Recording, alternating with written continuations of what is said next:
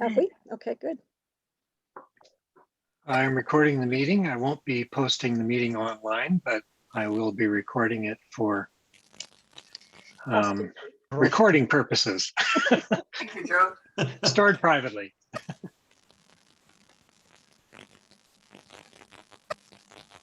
So did anybody watch the Mars landing the other day?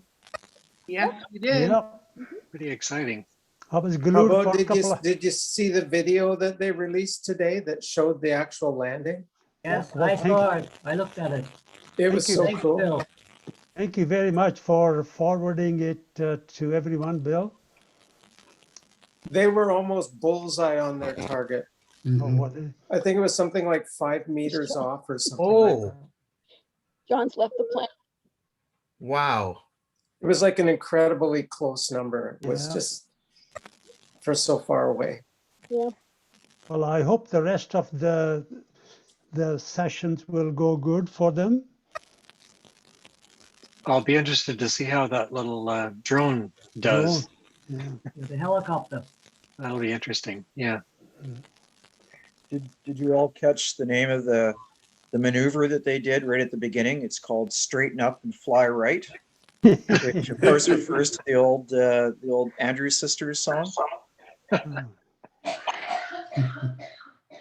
Bit before my time, but it's a great song. So Yeah. I think they would approve. Well, it's a big achievement. They did an excellent job. I hope they do as well with the James Webb. Waiting for that for a long time. That's a Halloween party. Yeah. Hi, Reg. Hi, everyone. Hi, I see that we have 37 people here, so I reckon we've got a quorum. Good. So this is just wonderful. It's been a great day for me. It's my last day as president, and I started it with a NASA press conference. And normally NASA engineers, you ask them, how are you feeling? They say nominal. Everything is nominal. To this day, they were absolutely giddy with joy. It was just wonderful to watch. And Bill kindly sent out the link for the incredible footage of the landing. And I thought to try and entice people to stay through the election period of this meeting, we'd show it afterwards. So we're going to have a little bit of a casual reception after the business meeting. So it should be a fun time to have some banter and chit chat and maybe celebrate this remarkable achievement on Mars. So so I think we're ready. We've got over 40 people now on the meeting. This is probably a world record for a Zoom at a RASC Victoria Center event. And to set up the meeting and everything like that, I'm very fortunate to have a skilled person to help me out, and that is our technical host, Chris Purse, and I'm going to pass it over to Chris so he can share some suggestions to make this a successful event, not a train wreck. So over to you, Chris. Thank you, Reg. So what I'm doing tonight is I'm usually for Astro Cafe just use a single workstation, but I'm actually using 2 tonight. So you may see me looking up and back because they're in a row here. So the RASC Victoria host is sitting behind me, and then I'm looking at my iPad, which is me. The reason I've done that so I can control the polling more easily, and also that gives me a vote because the host can't vote in a Zoom poll. So the Zoom host isn't anybody tonight, it's just a computer, so it's just there. So we have 48 active participants and the host so far right now. To make sure we had a proxy, which isn't, it doesn't appear to be an issue, we will likely ask, or it's quorum, I should say, we're going to ask if anybody has a proxy for another member. And the other thing is that if you're signed in with another member with you, as some of you are, you can only vote once on a Zoom poll. So just be aware that if we got down to a point of having to count votes, you'd have to tell us that if there's manual votes as well.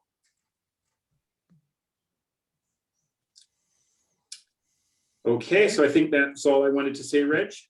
Okay, I think if you get bored of the meeting at all, you can tune in to Dave Robinson's fly tying seminar that he's got on here right now. So that's pretty good work. So I'm going to attempt to share the screen, Chris, and bring up our PowerPoint here. And yep, please do.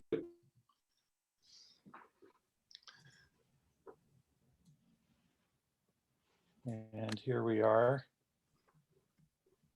So what I'm going to do is go to slideshow and play from the start. And I'm going to try and shrink the screen down a bit. Okay, so what we have here is the 2020 AGM. And here is the agenda. So the first thing I'm going to do is call to order. And I'm going to ask Barb, do we have 25 or more members in good standing at this meeting? We do indeed. Yes. Yes, very good. So the next thing we're going to do is to approve the agenda. And in order to do that, I am going to get out of the screen again and get Chris to ask to do a poll. Chris, are you ready? Hold on, I need to unmute. Did you want to display the agenda, or we're just going with the one that everybody's got it? I just displayed it. So Okay. They've had their chance. Okay, so do we have a motion from somebody? I motion it. Alex moves. We need a seconder. I'll second I'll it. I second. second. Do we know who the seconder is? Sherry. Dorothy. You, Sherry. Okay, Sherry is a seconder. Discussion. All in favor?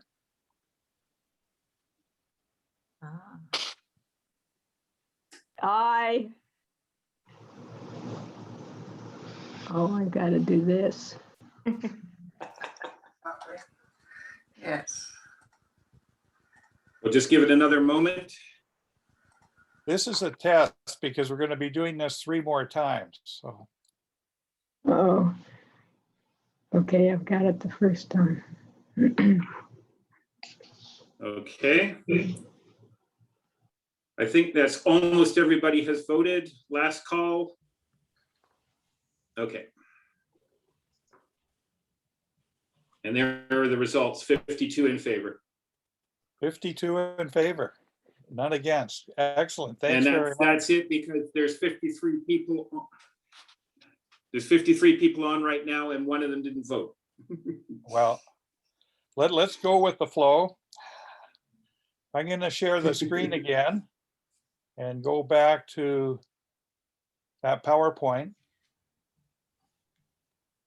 And so the next thing is we're going to approve the minutes. And I don't have the minutes on the PowerPoint, but I can show them if anybody wants to read them. But I hope that won't be necessary. I just sent a set of minutes to Sherry. I hope she probably hasn't had a chance to open them either. But so the next thing then is to, if we've approved the agenda, then we have to approve that these are the 2019 AGM minutes and the Zoom poll. So I'll stop the share and pass it back to our electioneer, Chris. Great. Okay, thank you. Do we have a motion? Could somebody move to approve the minutes? I do. Approve. Second, Wait, and our names? Bill, Bill Dorothy. Weir and Dorothy seconded. Thank you. Thank you. Any discussion of the minutes? Nicely written. Very good.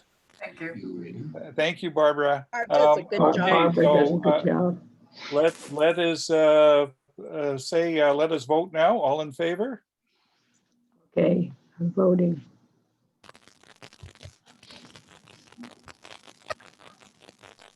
Practicing with my left hand.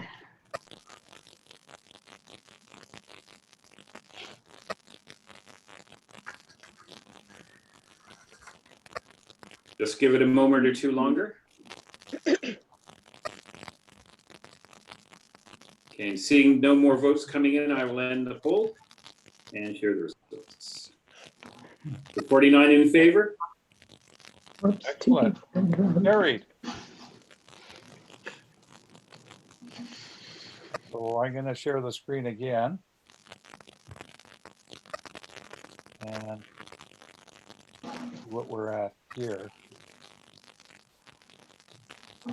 So the next thing is the secretary's annual report. So I'm going to stop the share and I'm going to go and turn the screen on, and it's to our hardworking secretary, the trustworthy Barbara Lane.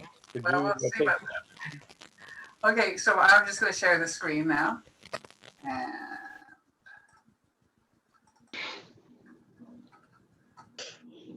Maybe I could just say while this is coming on, if you could, between times and you're not the speaker, mute your microphone, that would be great. Thank you.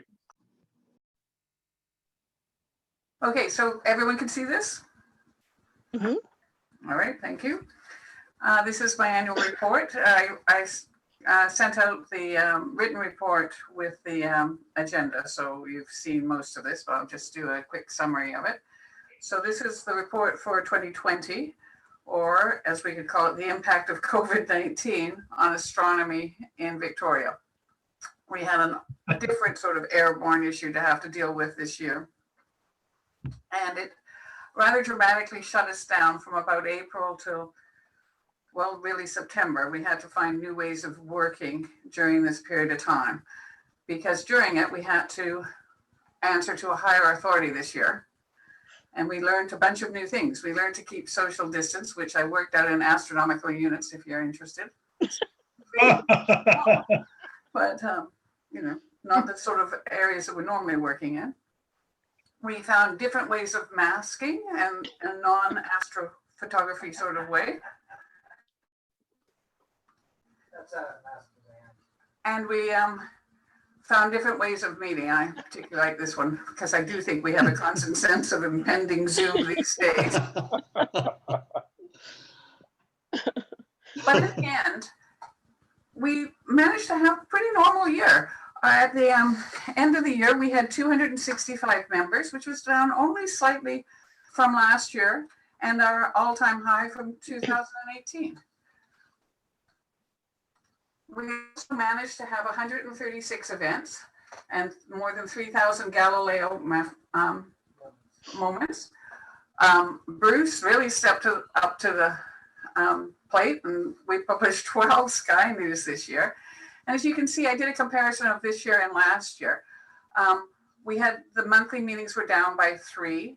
The school programs, which got shut down when the schools were shut down, still managed to get 77 programs and actually expanded their things into the lower mainland this year. So they had quite a good year, despite the fact that schools were closed for a lot of it. We had an increase in the Astro Cafes because we ran them over the summer when we weren't able to do our usual support to the DAO for the summer star parties. And Chris has been very good at running them all year round. And so our membership on that was up. Clearly, one of the big events that didn't happen this year was the Astronomy Day. And even our observation events, we got a few in, having been banned from the hill for all of the summer. But with social distancing, the numbers of people who got up there were kind of small because we only allowed 4 when it was open. But all in all, it wasn't really a bad year. And we definitely found new ways of reaching out to people. Some of the observing highlights this year, and these are all members' photos, so thanks very much everyone for letting me use them. But the Comet Neowise was really good. And we had a lot of public outreach informally and distant during that. John captured some lovely photos of Mars in opposition. And we had the big conjunction in December. And thanks, David, for those photos. We also made a big acquisition with the Ritchie Crichton, the 16-inch, not really living up to what we would hope, and even the manufacturer saying that they couldn't repair it. Reg's trusty network found a replacement for it, and as you can see, in masked and socially distant way, we managed to install that. And its first photos, thanks John, look quite successful, so it's passing the test. The only downside to this year, other than having to find new ways of meeting without actually meeting, was we lost a really great member. And I like this quote by John. She did a lot of things and made a difference in all of them. We knew what she did for us in terms of the library and observing and things like that. But on her passing, we also found that she was doing so many other things for other people as well. And she made a difference in all of them. And so she'll be truly lost. So that was the big downside of this year. But that's my report. Thank you. Thank you very much, Barbara. Yes, very nice. So the next thing we're going to do is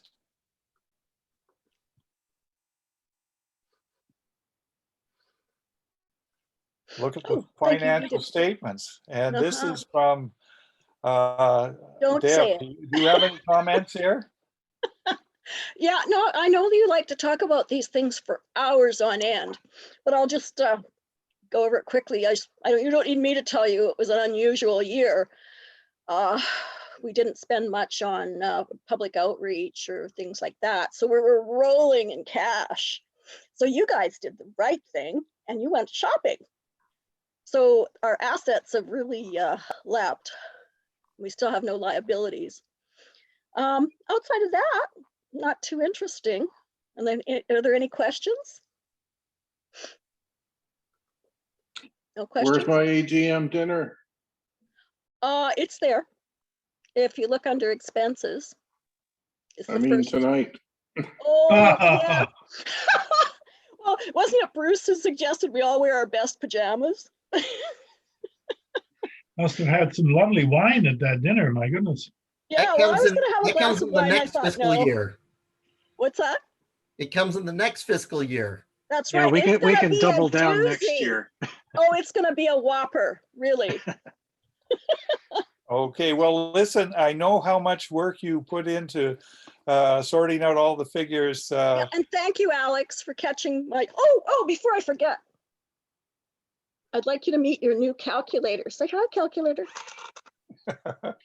This will keep current and future treasurers from going insane. Excellent.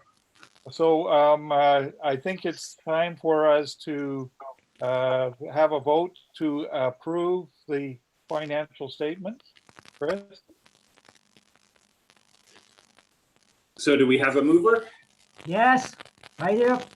Approved. He's the Seconder? co-treasurer. Seconded. I second. Dorothy? Second. Yeah. So Alex and Dorothy, any questions? Yes. Could you tell us about the funding of the new telescope? I didn't see that in the expenses. Yeah, it's How did that work? Can I go back? Can we go back and look at it? Well, the one that's in the photograph there has actually been donated to the center Yeah, by 2 of our members, so that's why it doesn't show up. it's in the assets though. It's in the because it assets, was but not. evaluated. Wow, wow. That's pretty amazing. It is, isn't it? If I may say, the telescope was found in Arizona by Gary Sedan, and he mentioned it to John McDonald and I. We pounced on it, and he drove it up, and it's an old scope, 1996, but it's a research grade telescope, and it's a very stout build. And so we put it on the mount and we tested it out, and it seems to be doing the job.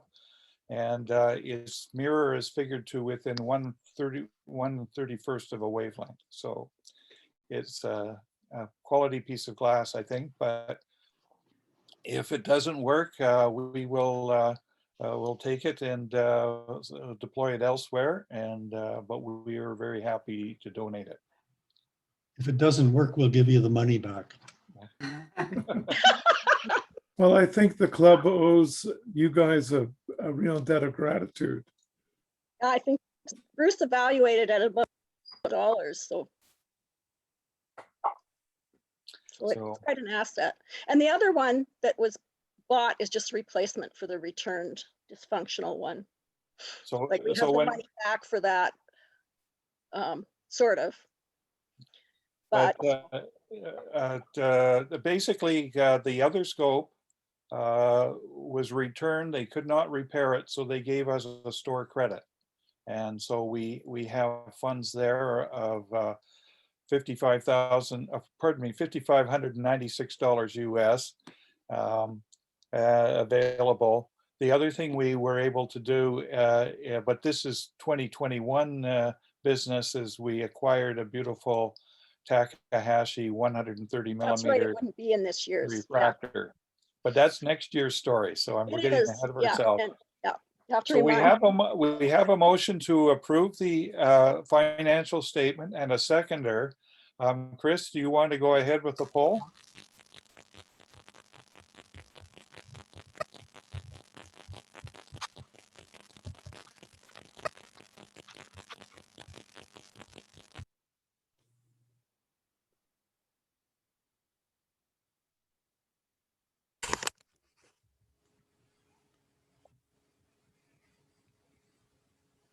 Okay, it looks like it's just about finished. I'll just wait 1 or 2 more seconds. Okay. And there are the results. 47 in favor. And it's carried. Losing people every time. Reg, there's a message coming in from south of the border that says that the voting machines must be broken. They're swapping all those votes. Yeah. It's Okay. hacked by the Russians. All right. So let me just try and share. I think I might have to share the screen again here. Let's see. And so we've done approved this financial statements. Now it's time for our national representative reports. Because our club is above 200 members, we are allowed to have 2 representatives. And so they are Nelson Walker and Bill Weir. Now Nelson's been the national rep for many years now, but he has decided to take a step down. And first of all, I'd like to thank Nelson for his service in this role. And both Nelson and I believe Bill will have some words to say. So I'll stop the share and pass it to you.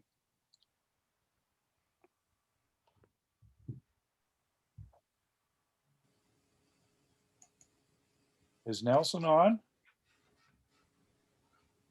Unmute. Oh, very good.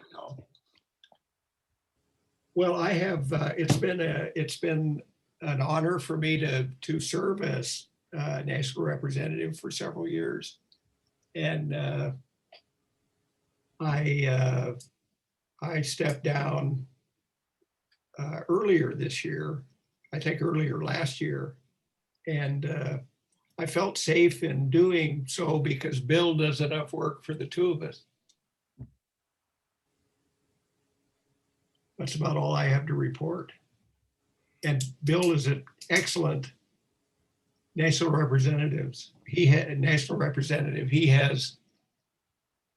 has greatly expanded the scope of the stuff that the national representative does. That's all I have to report. Okay, thank you very much, Nelson. Bill, do you have anything to add? It depends on, am I on? Yeah. Depends on how much you want me to talk. I wrote some notes, and so I could talk for a long time. Just like here, everything sort of went virtual with the national whole setup. But from my perspective, I think it actually made the whole society more cohesive, because really we're just all these little individual clubs scattered across that get together in sort of a theoretical way. But now it's like you can go to meetings all across the country. If you're on the national email list, which you should be, you'll get notices all the time with the Zoom links to theirs, where they have many speakers and things like that, and you can find out what's going on.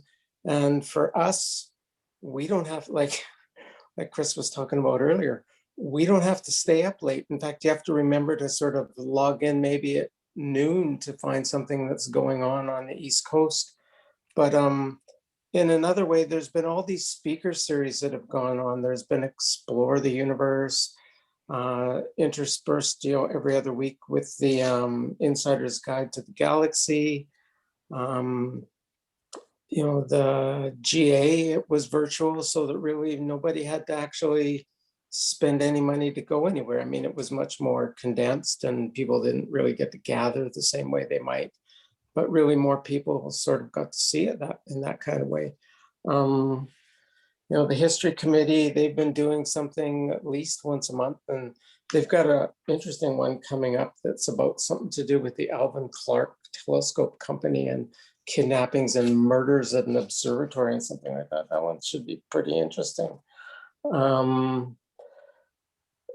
And they've done many other ones. They did one about how, the Mars, the Lowell Observatory, how it was, how it took place. And let's see, the Inclusivity and Diversity Committee, they put out a video this year on gender diversity in astronomy, the women and girls in science. There was just a recent online seminar and speaker and questions taken. Let's see what else has been going on. There's the RASC telescope. It is finally up and running, and there's a subscription fee to it. But really, like I've heard Joe say, the amount of data that you can have dumped on you that you could play with to your heart's content is, it's astronomical. The number of things that you can see and play with in that.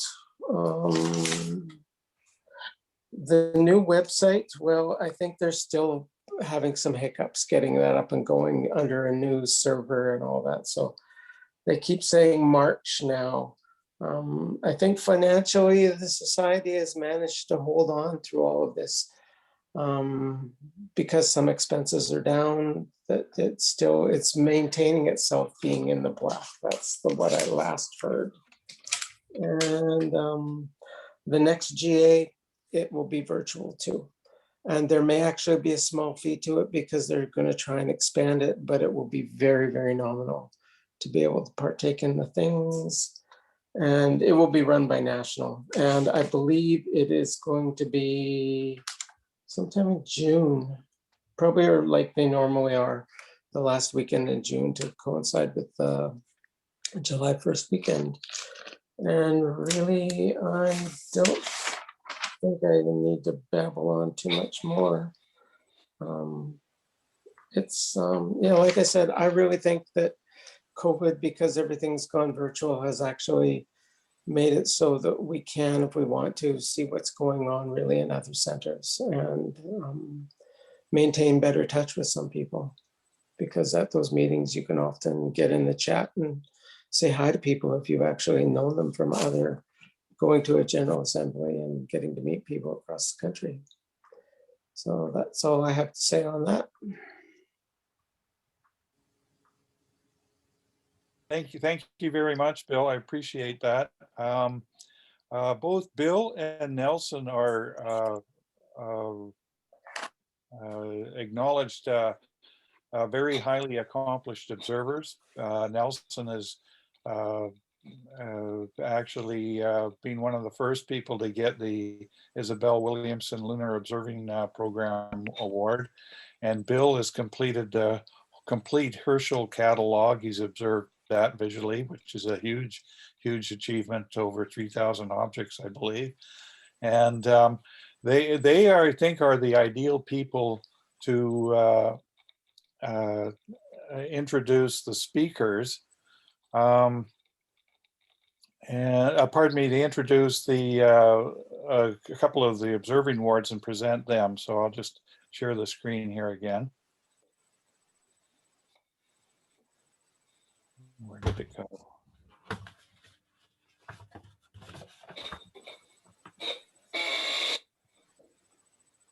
Sorry, folks. Let's see. The observing certificates. This is awarded to Jill Sinkwich. Jill is not on tonight, but she normally watches this when it's been video recorded, but I guess we're not putting the video online tonight. I didn't realize that, but she can't make it, but she looks forward to getting together with us as a group when we can meet in person again. So and so this is the Explore the Universe certificate. Bill, have you got any comments on that? Oh, sure. Yeah, I was surprised when I saw this, when I was looking through the on the national website at who had gotten certificates and that. And when I recently saw that, and I think I saw it on the Twitter feed too, and it surprised me because I thought, who is this person? And it would have gone in a different direction to get looked at, because that's Jim Stillburn that looks after the Explore the Universe. But I was really pleased, because it kind of reminded me when I first joined this society, and I was that quiet person at the back of the room that was hacking away at the Messier list, because I thought everybody in the society did it, because I thought, well, it's there, and I had already started it to learn how to observe, and so, you know, like, I just took my certificate when I was finished and quietly went to the back of the room and thought about what I should do next. And so I really admire people who just sort of take on the programs and use them to learn how to do things, because earning any of these certificates, they're not hard and they're hard at the same time. Most of the things to do, they really aren't hard, but when you have to do them, that's what makes them hard. You know, that you have to actually come up with a plan, and you have to institute it, and then you have to follow it through. And that's usually what's hard for people, to actually finish doing what you started. And they do help you grow, and they keep you interested, because they give you something to do instead of looking at the same two things over and over again, like is a possibility when you haven't really had to push yourself. But I really appreciate when people do these certificates, any of them, because like I said, anybody could do them, but then you actually have to do them. And so anybody who earns them really deserves them. That's what I have to say. Okay, thanks, Bill. We have another one here, and maybe you'd like to comment on this. This certified to Randy Enkin for the Isabel Williamson Lunar Observing Program. Any thoughts to share with Randy? Yeah, it's just I opened up my email one day, and there was Randy sending me this like huge pile of images to look at. And Randy actually took a unique perspective on doing this. Instead of doing it as like a written observation program with sketches, he did detailed sketches of all the things that were on the Isabel Lunar Observing Program. And so this one takes a lot of patience and timing, because you actually, in order to see things on the moon, it's when the terminator's there. And so it takes a little bit of foresight to be ready for when those, it's not just like you have a few months each part of the year to see some of the deep sky objects and that. With the moon, you have to be there or it's gone because the light is wrong and you can't see those things. So it's a difficult one. It's one where you have to really make the plan and be ready to institute it. So yeah, Randy did a lot of work on this one. And he did the required 140, and I lost count of how many of the challenge ones he got. He came close, Randy. You came very close to getting the extra little bit of an award on there. If you pushed it past 100, I think it is, of the challenge ones, then you get it noted on there that you did more of the challenge ones. But he got almost, I think when I went back and looked at them and counted, it was close to about 90 of the challenge objects. So that was quite something too. And he's doing it with, in all terms, a modest telescope. It's a 6-inch telescope that he's using to do this. So you don't need a lot of aperture to do this program. Just the patience. Well, thanks very much for that, Bill. I think what we're going to do is invite Randy to give a bit of a short talk about his experiences. Go ahead, Randy. Well, thank you very much. Some of you may know that I am very involved with the moon. I have been, well, for at least 30 years. And so having, first of all, this club come along, because I didn't really pay attention to it till about 3 years ago. And then I guess very much with Diane Bell's encouragement, she got me to work on the program and to sketch the things that she had sketched, the Messier objects. And it just takes over. You're so happy when the moon's out and it's in the right geometry. And I was there in the middle of the night. I remember when Nelson talked about it at Astro Cafe, about going out in the middle of the night. And I was thinking, boy, am I going to be keen on this? And the answer is absolutely. It's just wonderful. And I now have lots of favorite spots on the moon, and even though I'm finished, I'm still pulling my telescope out to enjoy it, and I don't see that stopping. So I have to thank the RASC for motivating me to do this. I think the effort that the committee put into making this guide, where it's not just a list of features, but it also puts them in context, in the context of the geology, the context of the names of the people who are honored by being named features on the moon. That's just wonderful. And I also have to thank the volunteers, Bill included, who run the observing committee for the RASC, because it's not something that is easy. And I gather from Bill that I made it particularly difficult with the way I presented it this time. And I'm sorry about that, but I'm not sorry that I drew those pictures the way I did, because I'm very pleased with them. And I continue to enjoy just seeing how they look even after the fact. Anyway, yeah, this is a very good activity. I highly recommend, if not the Isabel Williamson, certainly the Explore the Moon. It's that one I did in 3 lunations. It took me 20 lunations to do the Isabel Williamson, and that's only because of COVID, and I didn't have other things to do in the evenings.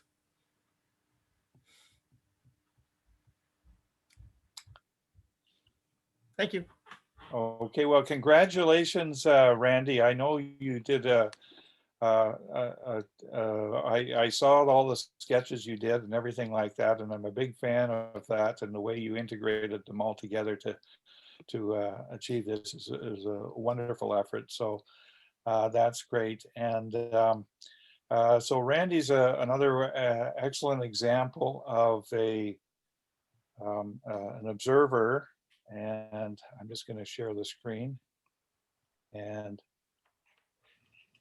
now, not everybody's an observer. I know I don't observe as much as everybody. Some people, they used to call people like me armchair astronomers, but really I'm a laptop astronomer. That's why I spend my time looking at the laptop more than anything else. But hopefully once I'm past president, I'll have a bit more time to look up.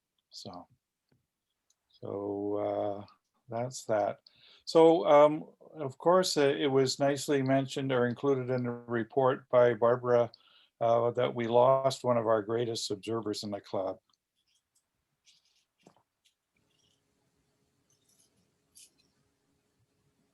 And this is a wonderful picture taken at Gary Sedun's observatory in Arizona.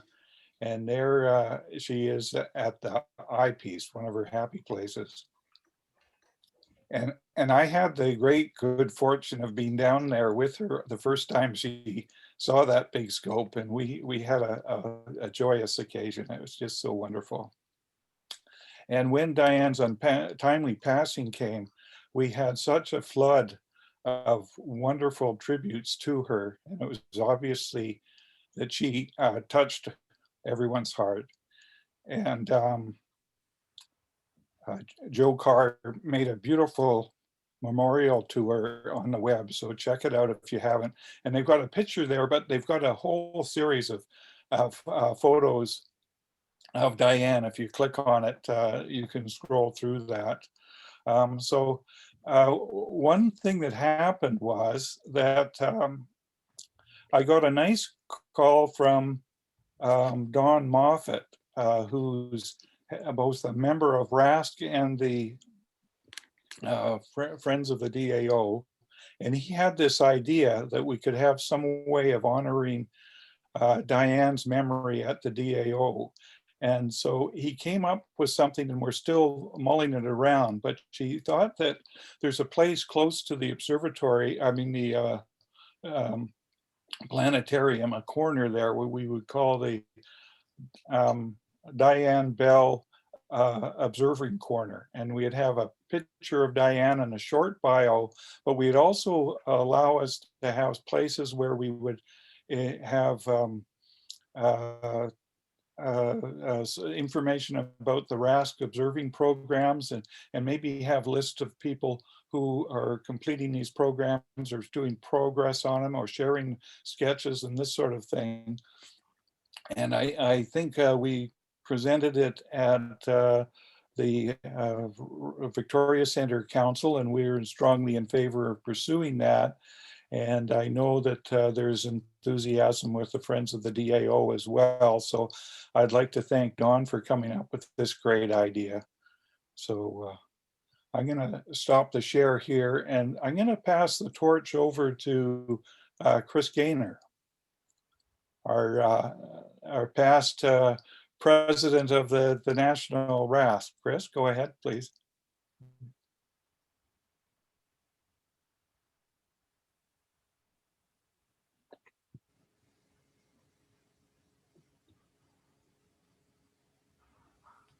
Chris, are you muted? I'm not muted anymore. So I'm the past president now, and the past president of the society, the duty they usually get afterwards is chair of the awards committee. And just a few days ago, the awards committee completed its deliberations, and we're giving away 3 fellowships and 10 service awards. And one that's, of course, particularly close to my heart is this one right here, which I'm announcing publicly tonight for the first time, that that our dear friend Diane is getting a service award for just, she was a little bit like a comet herself. She didn't, she was, it doesn't seem like she was around that long, but boy, we sure remember it. And, so this is, it's a great privilege to give this award to her.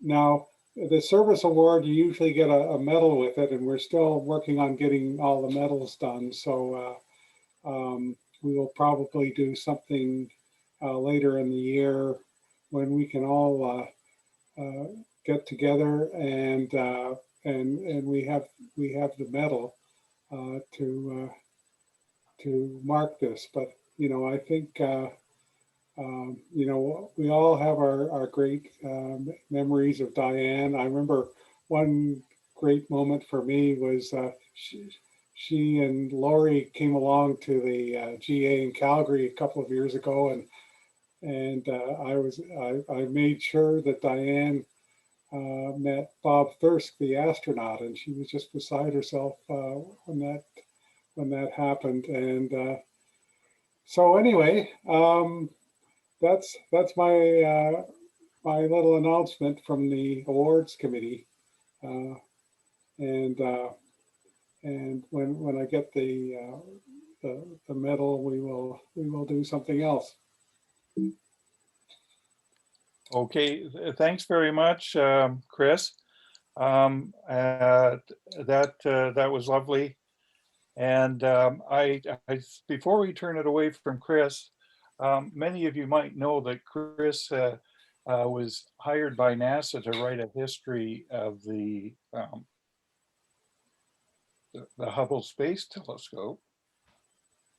And I just seem to have here, I don't know if we can see it. Can my screen go big here, Chris? I don't know. I can read it. I can read it. You Yes. can read Yeah, it? it's showing all right. Yeah. Okay, I'm just going to read it here. To Mr. Chris Gaynor, a certificate of recognition for his contribution to the history of astronomy and space technology by authoring Not Yet Imagined, a study of the Hubble Space Telescope operations. And we're extremely proud to have a member of your achievement and capability in the Victoria Center. So I'll drop this by you when I have a moment sometime. So thanks very much, Chris, for that. Now, Chris, you hail from Edmonton, don't you? Yes, yes. Well, there's a lot of quality rascals that came to Edmonton to Victoria. One of them is John McDonald, but another one who left his heart in Edmonton is Mr. Dave Robinson. And we have a thing for Dave. I don't know if we can read that, but at any rate, I'll just read it out to Mr. Dave Robinson, a certificate of appreciation for his outstanding support in establishing a connection with the Edmonton Center, enabling us to enjoy excellent astrophotographs and interesting presentations. And our Astro Cafes have really been enriched by the Edmonton contributions. And I like to joke with Dave about his program for Edmonton Centers taking world domination, and they're well on the way. They're doing very well. They established a strong beachhead here. And so congratulations, Dave, on this. And I'll get it to you sometime, somehow. Well, thanks very much, Reg. It's been a lot of fun. Sharing the stuff that the guys that I know in Edmonton do. And I know the Edmonton skyline better than that in Victoria now, because of all of those pictures from Alistair Lang and other people who are going around all the time. It's really a talented group. So thanks very much for that. Now, let me see where I'm at here. Kind of lost my place here, guys.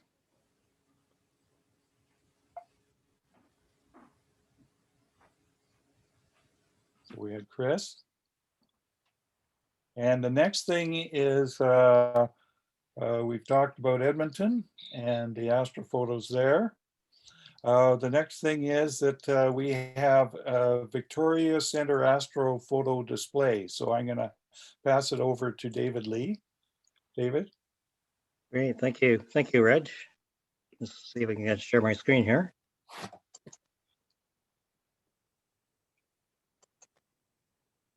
Can everybody see the screen?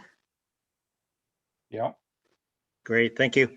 Reg asked me to look into populating a display that's actually up at the center of the universe.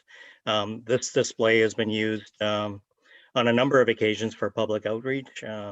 We haven't had great opportunity to do that in the last year, but we have gone through the process of maybe selecting some images, and the criteria for the image selection is foremost that the image should be eye-catching, and it's meant to represent the diversity of amateur astronomy interests, and also serve as a way of introducing what we do to potential new members. Let's see if we can get this thing going here. So that's what the panel looks like. There's actually two sides to this. The idea is that we would take the imagery and maybe include a short description and maybe some technical data. So I want to thank Margie Welchframe and Jim Nemec in participating in the image selection process. We reviewed close to 100 images, mostly from the RASC Zenfolio Astrophoto 2020 collection. And that included things like comets, planets, the moon, star trails, clusters, aurora, and deep sky objects, and also including some sketches. I wanted to congratulate everyone that have contributed to these Zenfolio collections in the past. We have a lot to be proud of in terms of capturing these astronomical moments. Let's just have a look at what we've selected.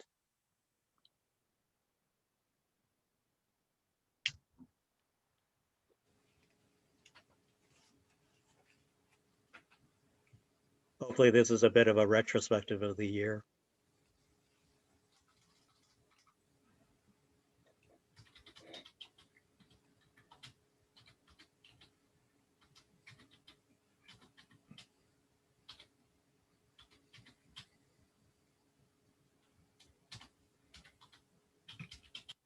Some of these images are from past collections as well.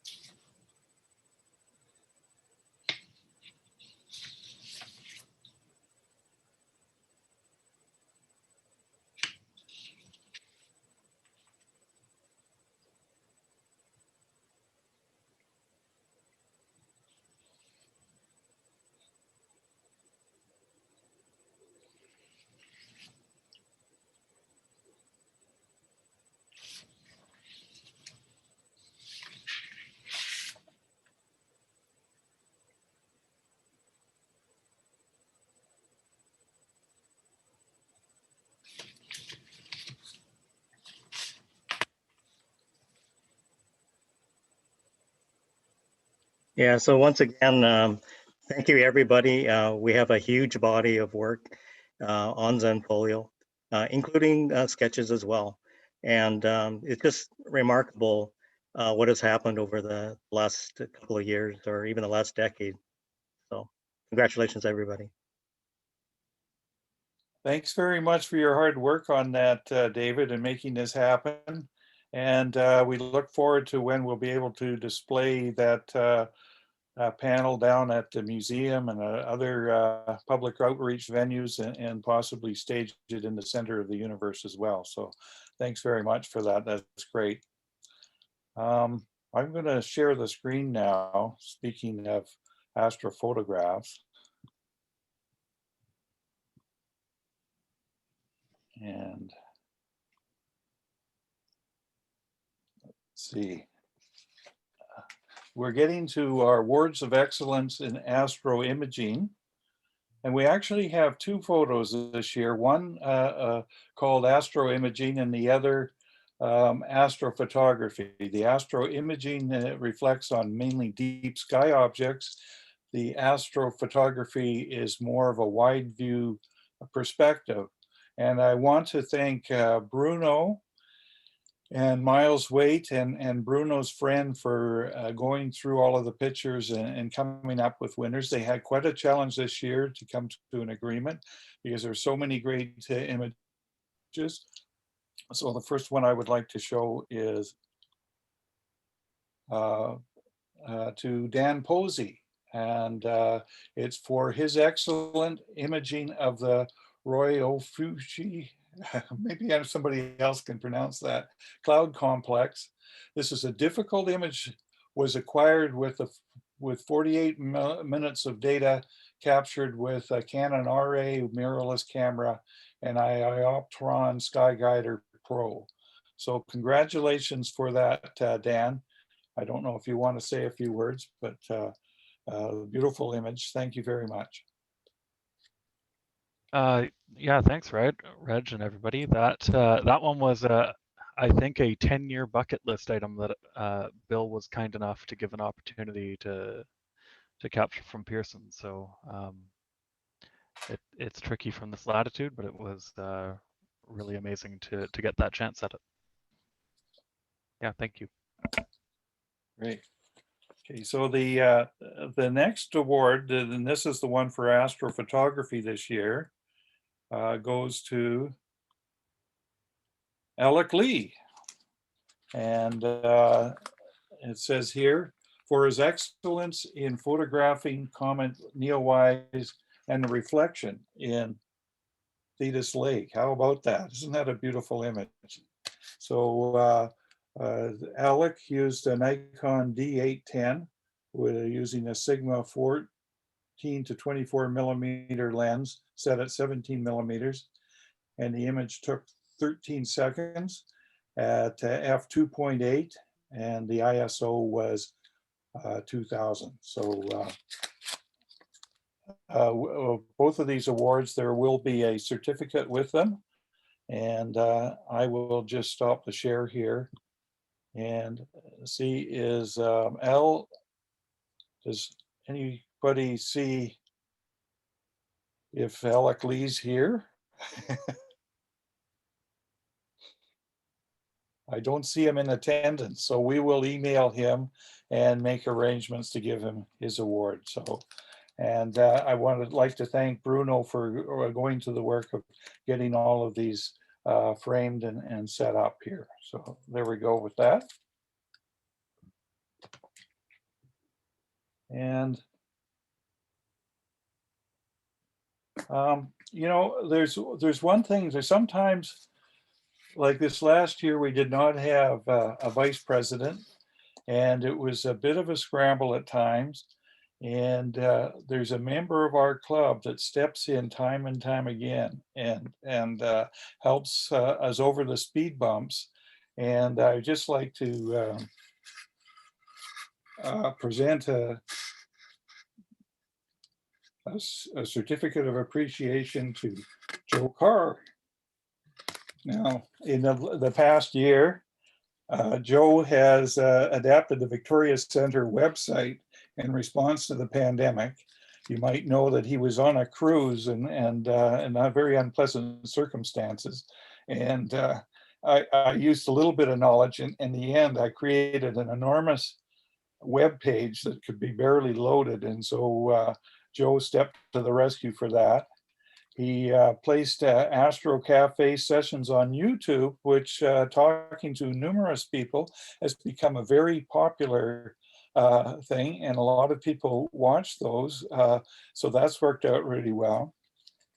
He also organized the Pix Insight workshop, and he's helped spearhead a national RASC imaging group as well. And he's done so many other things besides that I can't even mention them. But Joe, thanks so much for all you do, and I really appreciate all of the effort that you help in keeping the world turning here at RASC Victoria Center. So.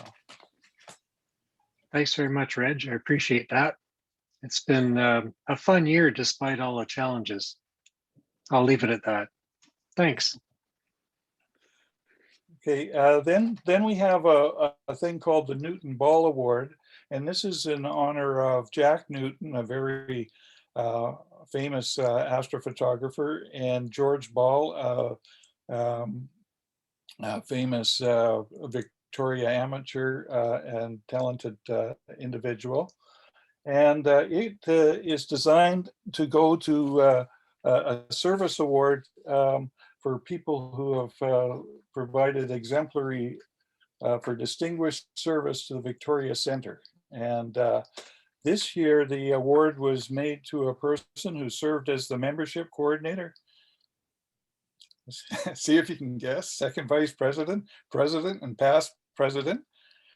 He's oversaw the updating of the Victoria Centre bylaws when he was president and acquisition of the 16-inch telescope. And as a long-serving host of Astro Cafe, he developed a series of interesting presentations on the contents of the RASC handbook. And prior to the pandemic, Chris could frequently volunteered at the DAO star parties up on the hill. And since COVID, he has hosted the virtual Astro Cafe sessions, almost all of them on Zoom. And this has maintained an important connection between rascals during this challenging time. So I'm going to try and lift this. First of all, it comes with a small award, a plaque that you can carry, put on your wall. And it comes with let's see here. A very nice certificate with your citation on it, Chris. And for a year, you get to keep the beautiful plaque of the Newton Ball Award for the 2020 winner of the Newton Ball Award. So very congratulations to Chris first. And one thing I never mentioned there, with Chris being the past vice president, he's been an outstanding past president rather than a vice president. And he's been a huge help to me, and I really do appreciate that, Chris. And you've kind of set the standard of what a person has to do to be a vice president, a past president. And so I've got a steep hill to climb there. And so that pretty much, there's one more, Reg, sorry. Oh, just one more thing? Yeah, there's one more certificate of appreciation that we'd like to give to you for your organization, leadership, and guidance, capably rendered as the Centre's president for 2019 and 2020. And I have to say, what a 2 years it's been. For starters, it's your third annual general meeting you posted as president. Because in an unusually conformist move for our center, we changed the start and end point of our orbit around the sun during your thing to match nationals. And so your 2-year stint actually had 28 synodic lunar months in it. Most of your tenure has been without a vice president until Margie agreed to be the second vice president this year, and Randy agreed to be the first vice president a couple of months ago. Not only that, while our center is in its 108th year, the center records are not particularly informative as to how we deal with global pandemics, because the last one, we just don't have much on the Spanish flu. So you had to guide us through this new universe. And I just thought I'd like to highlight a couple of your accomplishments while you were president. It's really been lovely having a meteorologist as a president, as you've frequently given us detailed explanations as to why we can't see the sky at night. And you kindly shouldered the blame for this weather. And my favorite, though, was some highly complex long-term modeling you performed that led us to decide to move our annual star party in 2019 from windy Matrosen to the deluge in Saanich. And of course, there's been the ongoing efforts to deal with the 16-inch Reggie Crichton and your very generous donation with you and John of the replacement. And you've done the whole thing with a really great sense of humor. So I think from all of us, we just want to say thank you. And a certificate and a paperweight is hardly enough to tell you how much we've appreciated it. Well, So thanks, Reg. thanks for those kind words. I actually, Bruno gave this certificate to me the other day, actually. So thank you when he dropped by. So I'm going to feign surprise. Holy crow, that was wonderful.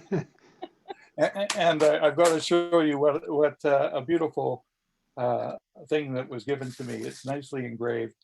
My name on it is a beautiful star, and I will treasure that. And thanks very much. It's been my honor to be a president for the last 2.3 years, and I just want to thank so many people who helped me along the way.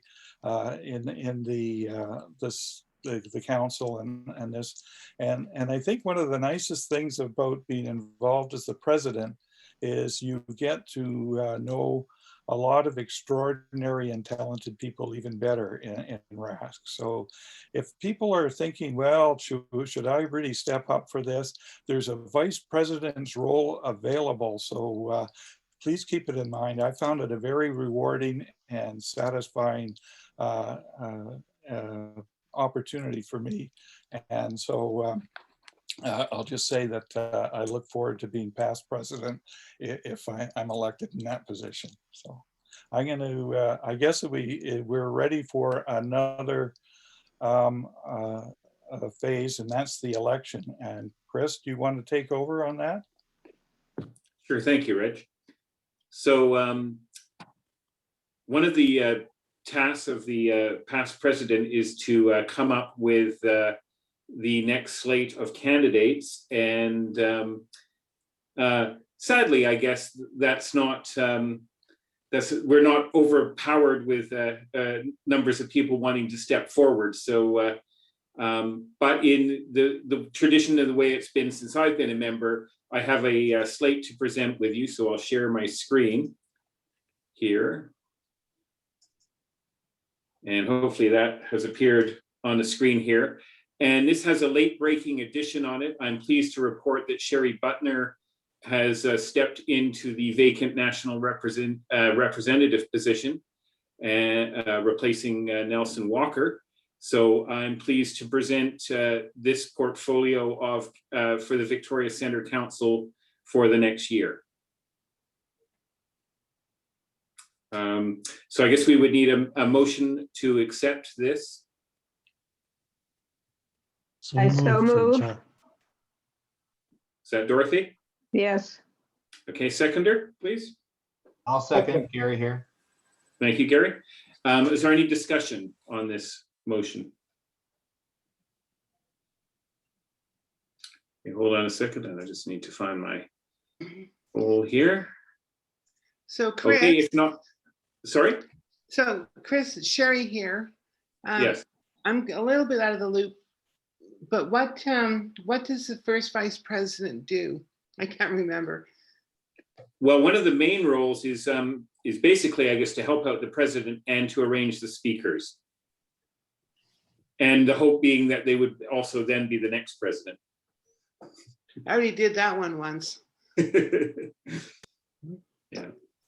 What about acting first vice president. The trouble is right now is with work, I'm just so darn busy that I don't have an awful lot of free time, but I hate to see that position kind of go vacant again, because when I was president, I didn't have a first vice president for a whole bunch of my term either. And so I remember what that was like. Yeah. And so if I can help Randy out in any way that I can with the time that I've got, I can certainly. Very, very pleased, Sherry.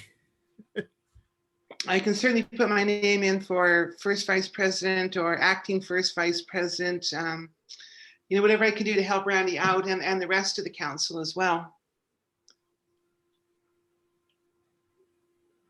Well, thank you very much.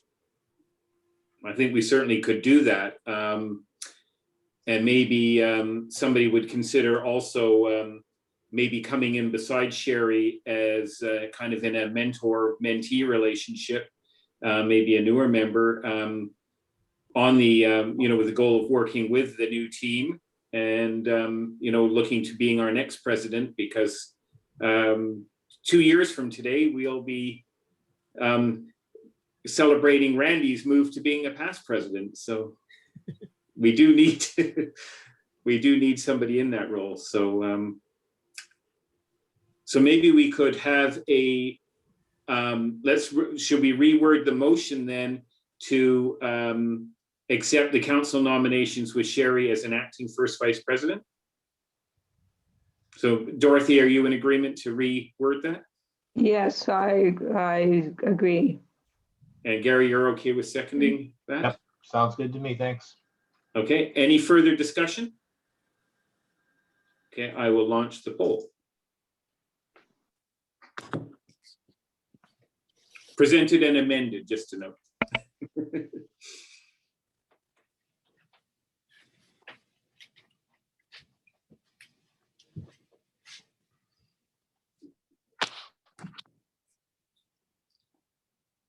It's funny, I'm so busy watching my other screen, I keep forgetting to submit my votes. There we go. I'm one of the guilty ones. Just give another moment.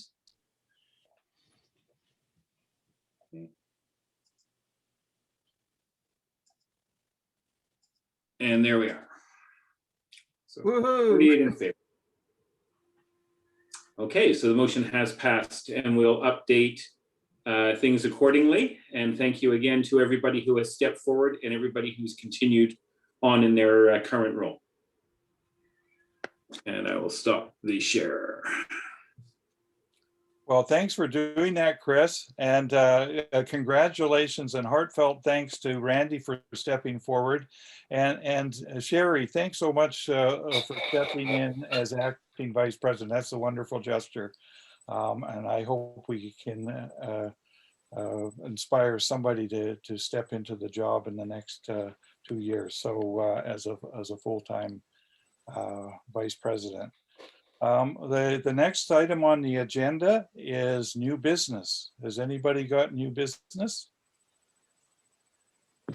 I was just going to mention a couple of things that came out of a national meeting that was yesterday morning, and not specifically to do with that, but it was mentioned by both Bill and Randy about the Explore the Moon observing program, and that will be starting at the beginning of April.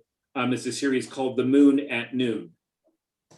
So there will be a half-hour session weekly. It will be at 9 a.m. our time on the Thursdays, I think it is, starting on April the 1st. So I just wanted to mention that observing opportunity coming up for those who want to learn more and join Randy in becoming a, I can never remember the file name there, Randy. You'll have to help me out. File. That's it, Xenophile. So I wanted to mention that's coming up. Yeah, and I think that's basically it. Oh, and the new membership system was going to have further testing this week with a hope that maybe it'll be ready in the next few weeks, but didn't quite make January 18th as originally planned.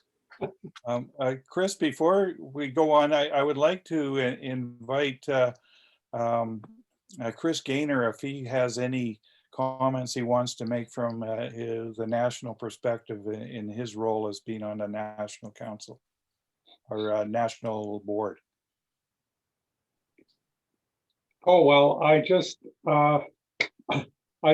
noted the date of the GA this year, which it's the last weekend in June, but we're actually getting away from July 1st. And the reason it's that weekend, the last one, is because that's when the full moon is. Let's see. Yes, we're just kind of waiting for things to come together for that new website. We're all impatient about it.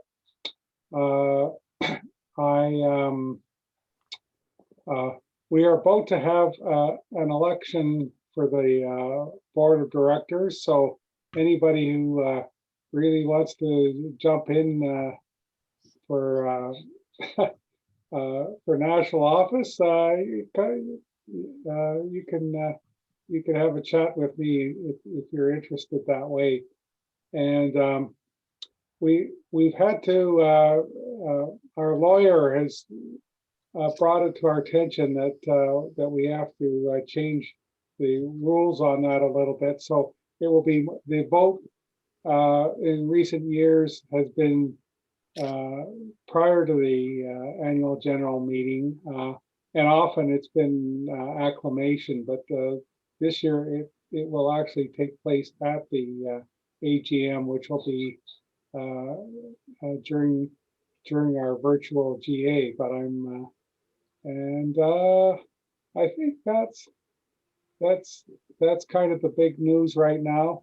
I don't have any printed copies of my book yet, but I'm hoping to get mine fairly soon, and one of the ones I get will go into our library, and I'm going to make arrangements so that that book will be available to those who want to get one. It's a bit complicated because it's being published by the U.S. government, but I'm making some arrangements to have a place where you can purchase it in Canada without all the hassles that come with buying U.S. government documents over the border. So I think I'll just leave it there.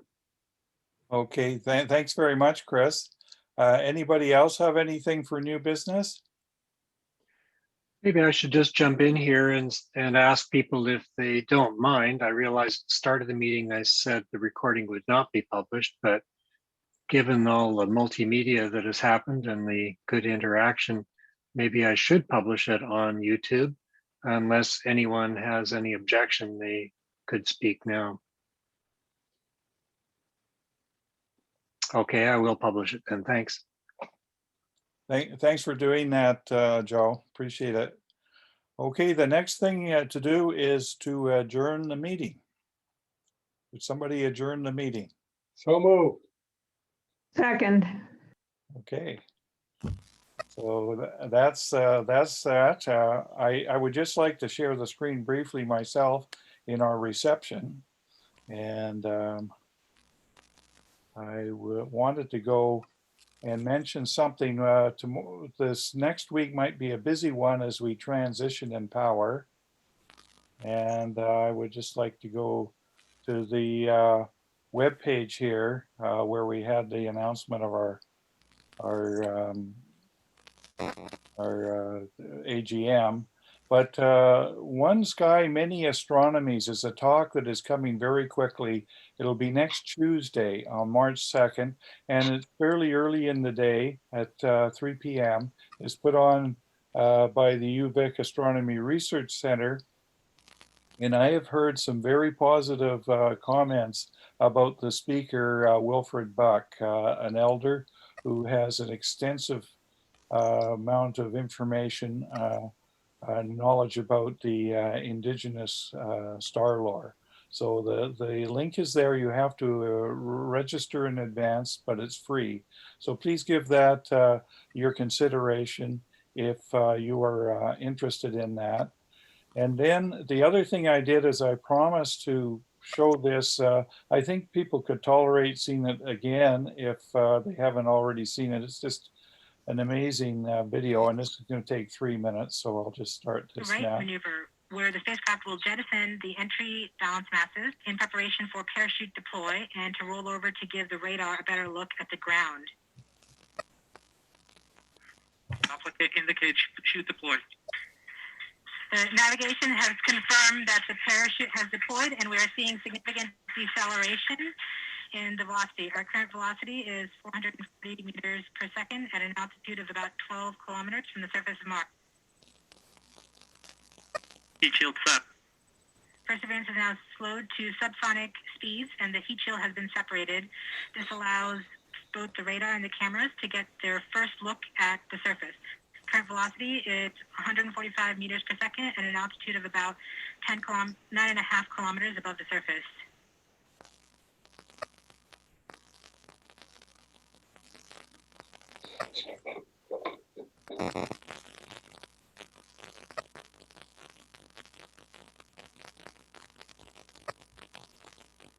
Nav filter converge. Velocity solution 3.3 meters per second. Altitude 7.4 kilometers. Now has radar lock on the ground. Current velocity is about 100 meters per second, 6.6 kilometers above the surface of Mars.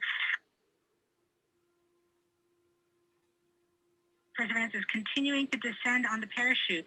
We are coming up on the initialization of terrain relative navigation and subsequently the priming of the landing engines. Our current velocity is about 90 meters per second at an altitude of 4.2 kilometers. OBS valid. We have confirmation that the lander vision system has produced a valid solution and part of terrain relative navigation. Timing. PBA is nominal. We have priming of the landing engines.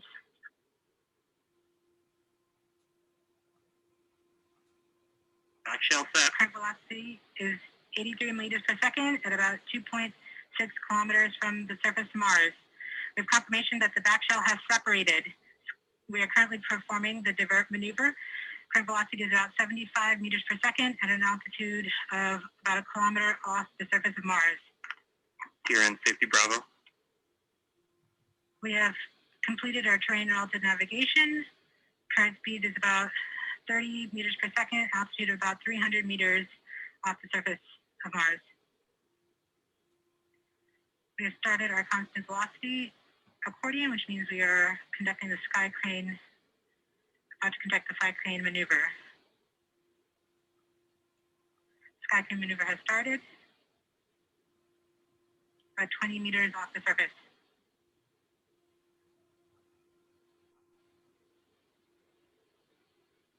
We're getting signals from MRO. Tango Delta. Touchdown confirmed. Perseverance safely on the surface of Mars, ready to begin seeking the sands of past life.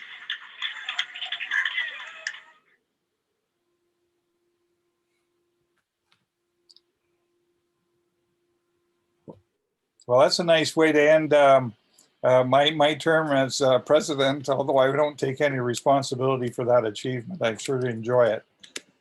So I'll turn the mic over to everybody else if anybody's got any comments or any other news.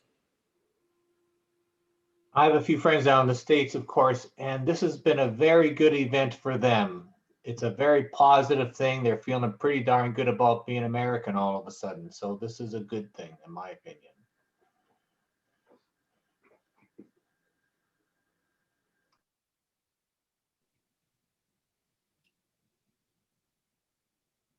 It's a good thing for science and exploration in general, I would say. I think it'll inspire the younger generation big time, myself. It's certainly a good thing. And I know there was something on the radio the other day, and it was about some of the spectacular failures that have occurred over the years. There's been a few of them, and this one is just phenomenal. But if I could share my screen for just a second, I have some breaking news.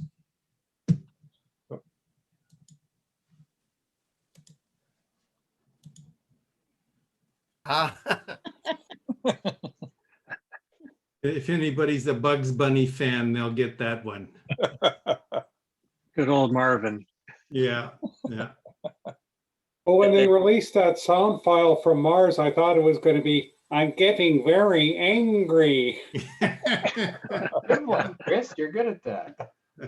As an electrical engineer who some 40 plus years ago, studied a little bit about electrical control systems, I am just astounded by what they're able to do now in managing that kind of control under those conditions.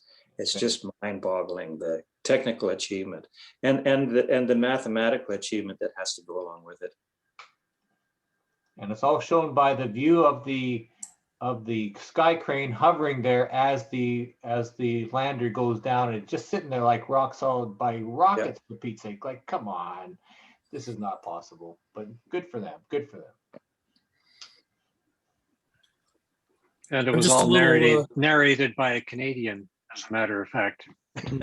Really? Oh. Yep. I was surprised during the press conference how much off-the-shelf stuff is on Perseverance. Like the computer, you could just go buy that computer. One of the main things, and the cameras that they have on there, several of them, and the microphones too. They're just, some of them you can just go buy, and they just had to modify some of the interiors a little bit. One of them was they just had to inject something that would be like a solid on the inside so that nothing would shake around in the circuitry and stuff like that. But it was quite surprising how much stuff that they have attached there, and just zip ties holding things together. On some of the cables, you can just see them. There's just zip ties as they put things on and then zipped it up, and that was it.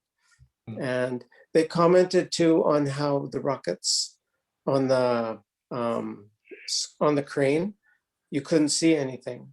So that on their next animation, they have to change that, because they always show it's like the flame shooting out the bottom, that you didn't see anything because there was nothing visible.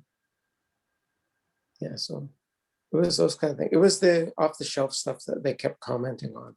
And some of the things you could just go buy if you found out what they had. So you could say, like, I have a camera that's on Mars.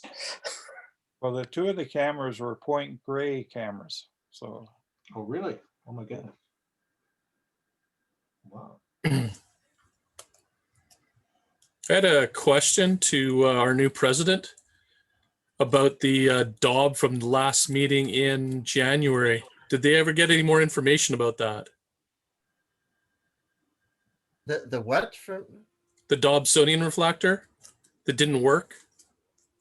Remember the lady posted the picture about the telescope? No follow-up. Ask her if she's using the focus lock, and to unscrew that. That might be the problem. Thank you very much, Bruce. I don't know who that was. I helped somebody the other day. We met out in the parking lot out at Wanda Fuca. And after collimating everything, and then I couldn't get focus still. And then I stood back and looked at it and realized it was the 2-inch adapter. The 1.5 inch was in the 2-inch. And so I undid screws and I took out the little section that was, it's those Skywatcher scopes. They have those weird focusers and adapters and stuff. And the minute I took out the adapter and just put the straight 1.25 inch in, and then it just like focus was there. It's like, this is your problem. Unless you have 2-inch eyepieces, just leave this in your box. So maybe that was the person. I don't know. It was different. It was 1.25 inch. I've seen a couple people put both in at the same time, but I always try to warn people about that one, because after you've seen it a couple times, you can't get enough out focus. You can't wrap the focuser in enough. As soon as I could get close to focus, and then it stopped. And so I thought, okay, there's some simple solution. But it was properly extended and everything else looked right. So I just, assuming the focus lock might have been engaged, because everyone wants to screw everything on tight. And if they didn't know it was a focus lock at all, they would just do that. I think the real solution is to get people to join at the Astro Cafe, because there's so much collective knowledge in this group. There you go, Randy. That's your job. To delegate, by the way. There we go. Well, once we can get together, we can have like little telescope clinics. Yeah. For sure. But if you do have a problem, you can contact me. We can figure out a way to do this safely. Yeah. I'm not willing to not break something. Can I just mention David Lee is taking the lead on setting up these special interest groups. And it seemed to be gaining momentum, and that can address some of this stuff, I think. So I'd just like to thank David for his work in doing that. And that's an activity that really wasn't mentioned for 2020, since most of the activity took place in 2021 so far. So I wish you well with that, David. Thank you. I heard the news about John making good pace with astrophotography. That's excellent. And I had a lot of good comments from the beginners group as well. We're going to sort of start up things again next month, and along with the electronic assisted astronomy as well. So yeah, thank you for your confidence in that. I think it's a great way for us to keep staying connected safely. Have the maker group been formed yet? It hasn't started yet. I have to ask Jim about that. I'm not quite sure. I'm ready to participate in it if anybody wants to. I was going to put out a message about that sometime in the next week. Hopefully, I'm not sure what a good day for it would be. A Tuesday, possibly Wednesday. I have to check the schedule, but yes, definitely going to put out a message about it in the next week or so. Yeah, have a look, Jim. Just make sure there's no conflict with the other SIGs. I've got a question for Margie. Margie, are you still working on the Kalamazoo series? I am. And how many sessions have you got before it ends? We have 2 more. We've had 3. They're every 2 weeks. So we had a binocular session on Saturday. Totally brilliant. I have sent to Reg the first and the second session videos. So we're going to put those on the website so that you can access them for free. It's very exciting. And then the next one, so we had binoculars, and then 2 weeks from now we have telescopes. And then the final session is on astrophotography. Sounds pretty good. Thanks so much for monitoring that and sharing it with us, Margie. I really appreciate that.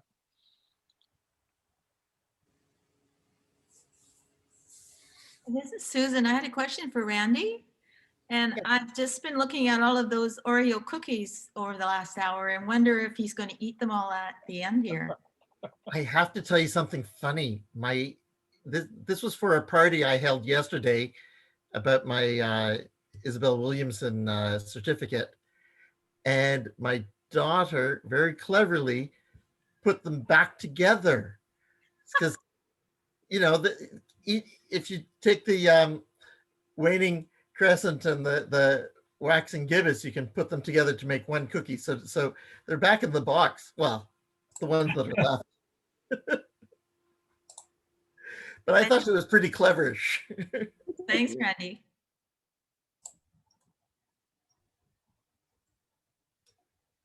Ready.